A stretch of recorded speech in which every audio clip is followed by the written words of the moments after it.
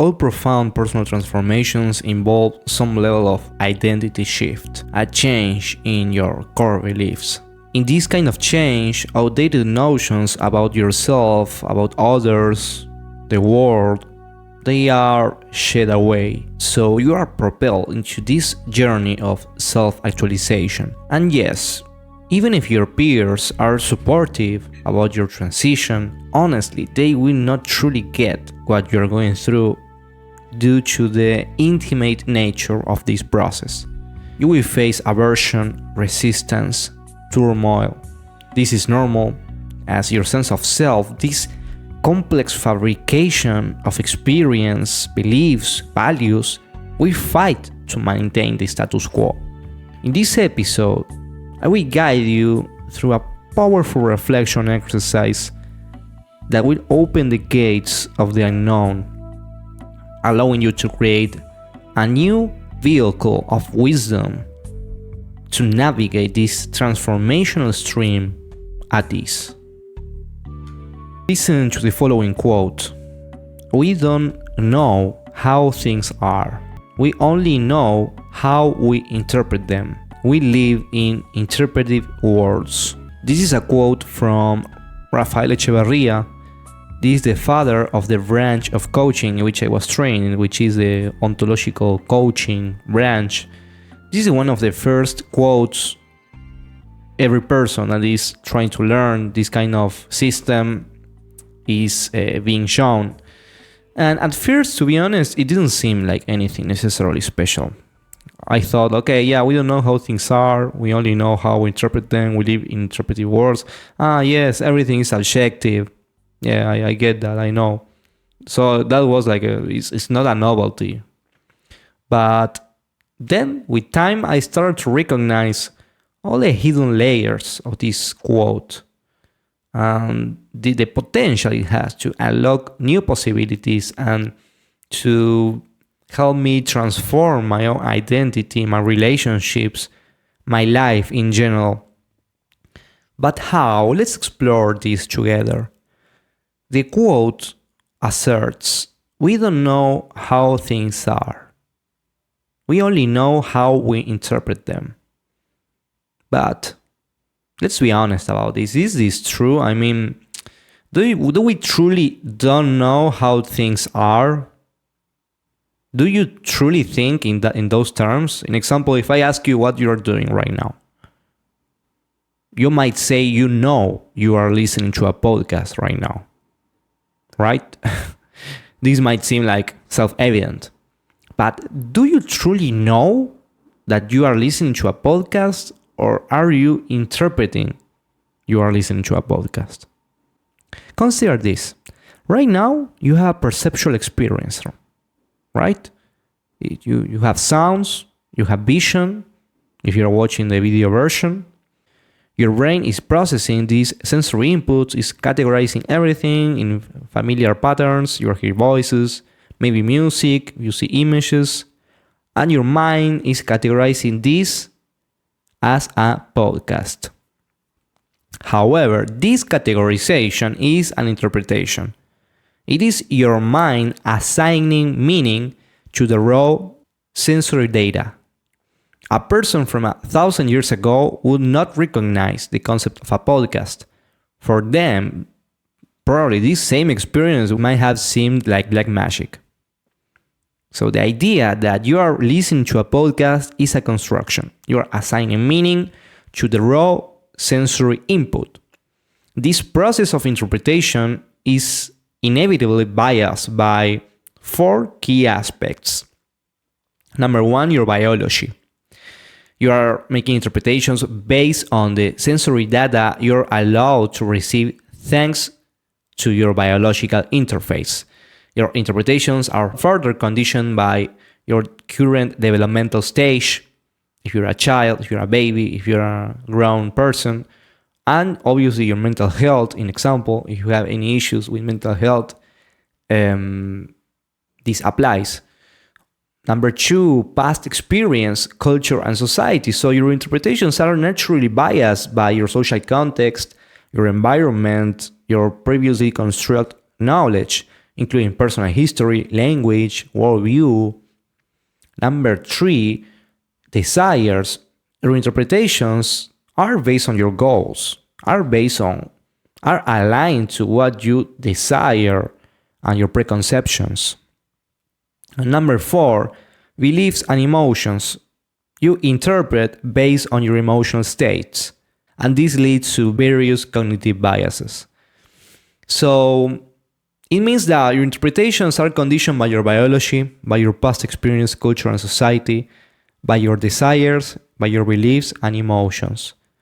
Changing any of these factors can lead to multiple, probably infinite, interpretive variations of the same raw input. For some, it might be listening to a podcast, the answer.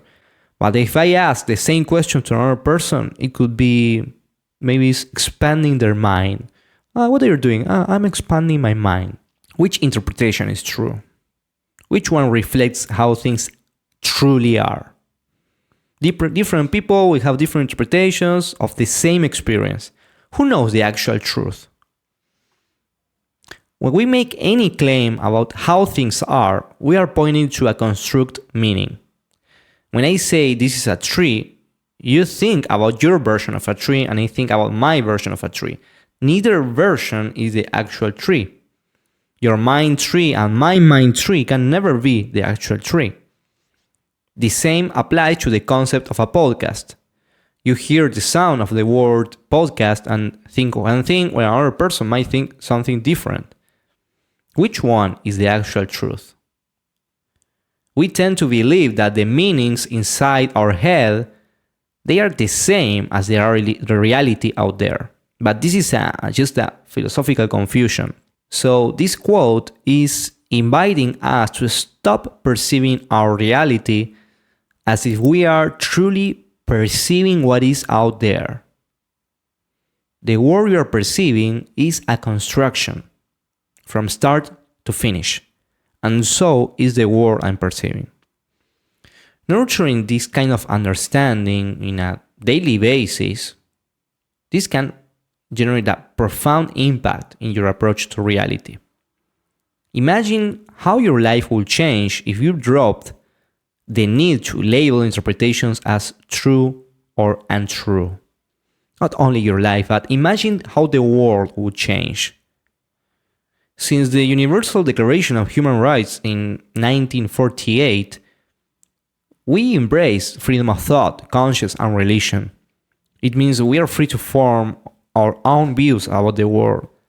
Yet, we continue to act as if we know, or as if we have truth, or as if others know and others have truth about how things are. We know intellectually that each person's reality is shaped by their unique experiences and emotions. Modern psychology backs this up, but as modern Homo sapiens sapiens, we often get deeply attached to our own viewpoints. It's not just about intelligence, it's ingrained in our emotions and identities. We tend to treat our thoughts as absolute truths. If we criticize ourselves harshly, it can bring us down. If we praise ourselves excessively, it inflates our ego. Because we are used to hold our own thoughts in such high regard that we naturally give weight to others' opinions too. So when someone challenges our view, it can feel like an attack. In those moments, we forget how subjective our perceptions are. We forget that our current view is conditioned by biology, past experiences, desires, emotions, beliefs, and many other factors. Even with these biases, we often treat our own and others' opinions as facts. So when someone else's truth clashes with ours, we get triggered. We might get angry or defensive because we subconsciously believe there is truth in what is actually being said. We feel this need to be right, to have the truth about how things actually are. The truth about who you are, what your purpose is, what life is about, how to make money, how to work, if I'm pretty, if I'm ugly. But think about this. How does this need to be right impact your ability to achieve what you want? You want to be right about yourself. You want to validate this sense of self. But isn't this truth about yourself, this identity you created, not also another construction? This collection of name, body, music you like, country you live, culture, this is not something rigid. And each person, we have a different perception of who you actually are. You're seeing the video, I'm doing quotes all the time with my hands. Who you actually, quote unquote, are. But not any one of these people, not even you, can actually know how you truly are. That's the truth. Ironically speaking, right? You can only know who you interpret yourself to be. We don't know how things are. We only know how we interpret them. We live in interpretive worlds. If you think you know how things are, if you think you know who you are and how you are, I invite you to drop all your preconceived notions and consider the following. Is this idea I have about myself and about how things are actually true? And most importantly, is this idea useful for me to achieve what I want to achieve? And consider this very carefully. Don't jump into any conclusions fast. Don't allow also anyone to answer this for you. You are the only possible authority to answer this question. Is this idea you have about yourself and about how things are actually true? 100% in an absolute sense? Is this idea useful for you to achieve what you need to achieve? And you can use this questioning, this inquiry to any idea you have about the world, about yourself, and about others. Because it's a construction. So you can deconstruct it. And this is super powerful. If you're going through a transformation, you might be feeling moments of feeling like disaligned because you want to achieve something, but by some reason you are not getting it, or you are not feeling comfortable because you are making changes in your life. And this is a very special point in which questioning those things that are making you suffer during the transition, during the transformation, this has a profound healing effect. This is super effective to help you facilitate this transformation, this change. This is the best moment to do this kind of questioning, this kind of self-inquiry. Are these ideas you have been holding for so long that are making you suffer right now in this transition, are they useful for you right now? What other ideas could you start including in your life? What kind of interpretive world could you build? This is a space of freedom, a space in which there are no truths, there are no absolutes. You can build, you can craft in this void of the unknown, in this void of not knowing how things are. You can craft your own vehicle. You now have this tool for wisdom. Wisdom is about being able to open yourself to this space of the unknown, to be humble. And this humbleness will not only allow you to recreate yourself, but also it will allow you to recreate your relationships and to be more open to hear other viewpoints, because you will understand that your viewpoint is not an absolute, is not 100% true, neither the other person's viewpoint, but that makes it interesting. How is the other person building his own vision of the world, of reality?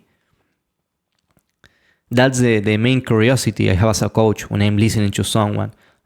Look, he thinks in this way, he's seeing his world in this way, wow. And each person has a different way of building, of crafting his interpretive world. Well, once you start seeing things in this way, it's impossible to unsee it. So the invitation is to stop thinking in terms of having the truth or being right, and start thinking in terms of getting results. Wouldn't this be more helpful? What if we accept the situation that we cannot access the absolute truth? And what if after that we focus our thoughts and actions in relating to the things we can observe without doubt in our own experience? You and I can never know what a podcast or a tree actually is 100%. But what can we do is to review if whatever we are interpreting is helping us to achieve what we want to achieve. What if we release this need to know how things are and start living from a place of connection with our own subjectivity, co-creating this interpretive world in a way that is more in tune with our own desires, with our own values, making it more interesting, wholesome, and meaningful. Thank you for listening, and if you enjoyed this episode, subscribe to the YouTube channel, follow the Creative Action Podcast on Spotify or Apple Podcasts, and leave a 5-star review. Also, you can check my website brunoflow.com, and you can see all the free coaching resources in there. Keep inquiring about this, and see you next time. Listen, I have new spots available for you to have a free one-on-one clarity session with me. Go to brunoflow.com/clarity to save your spot. This is for you if you want to realize your creative vision in a faster, predictable, and supported way. I will help you gain clarity on your ultimate goals, your current challenges, and their possible solutions. Of course, if you're a good fit, I will tell you more about my service and answer any questions you may have about it. Go right now to brunoflow.com/clarity and secure your spot.